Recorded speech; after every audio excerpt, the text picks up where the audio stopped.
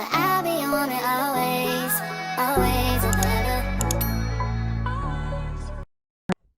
Hi, welcome back to the Pink Chemist. So today we will be going over mole to mole ratio. Woo! Welcome to Stoichiometry. Okay, this is the fun stuff. This is one of my favorite lessons. So let's go ahead and hop right into it. But before we dive deep into an example, I want you to take note as to what is on this slide because this is very important information that will help us to actually get through with doing the examples, okay?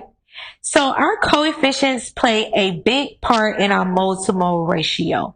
With that being said, I want you to take note of how here we must have a balanced chemical equation first. So you cannot try to do a mole to mole ratio with a skeleton equation.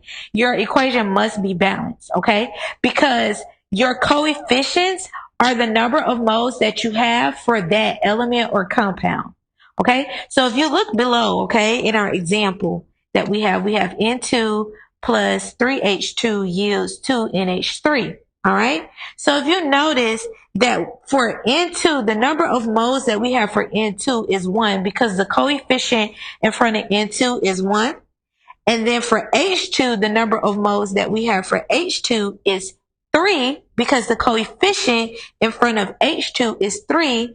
And then the number of moles for NH3 is 2 moles because the coefficient in front of NH3 is 2.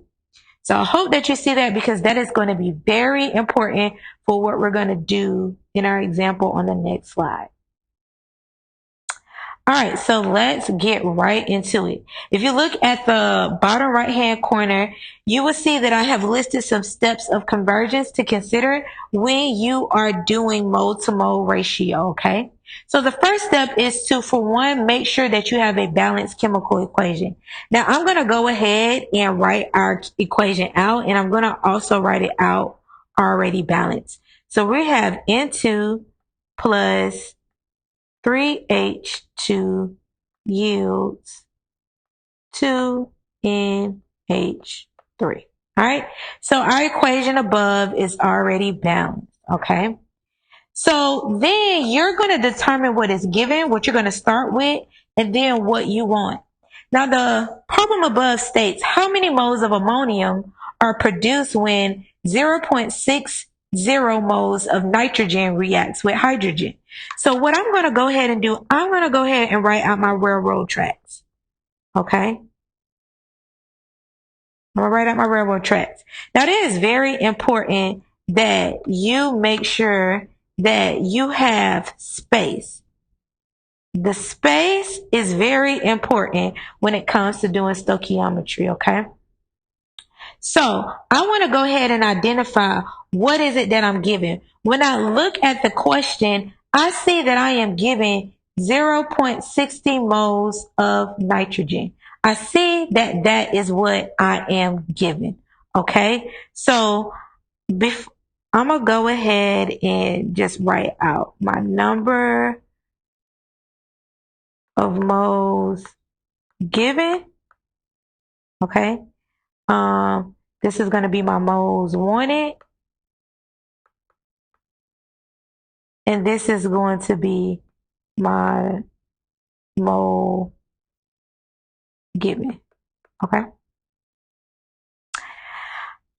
All right. So let me go ahead and rewrite out my railroad tracks again so that you can see. We're going to go ahead and plug in. So I see that I was given 0.06 moles of nitrogen. Now I know it'd be tempting to just write N, but as you can see in our equation, that N has a subscript of 2, and that is because nitrogen is a diatomic element and it can never be by itself. It is always paired with the subscript 2 if it is not paired with another element, okay? So I got my 0.60 moles. My 0.60 moles of nitrogen, okay? And then I want to go ahead and determine what I want. So I want, when I read my problem, it's asking me how many moles of ammonium. So I want the number of moles of ammonium. So I'm going to go ahead and write moles of NH3. Okay. I'm going to write my number of moles of NH3 right here. Okay. And then I'm going to go ahead, whatever I was given, I'm going to go ahead and write that in this box. Now notice I didn't write the number that I was given. I just wrote the unit as well as the element symbol. I did not write the number that I was given here. I just wrote the unit and the element symbol. That is important because in these two boxes, we are going to use our coefficients in order to get our moles. So now I am going to look at the coefficient for NH3 to get my number of moles. And when I look at the coefficient for NH3, I see that my moles is 2. So I am going to plug in 2 for my moles of NH3. See how easy that is? Then I'm going to do the same thing for my moles of N2. I am going to look at my coefficient for N2, which I see that my number of moles, since there is nothing there, it means that it is 1. So I have 1 mole of N2. All right.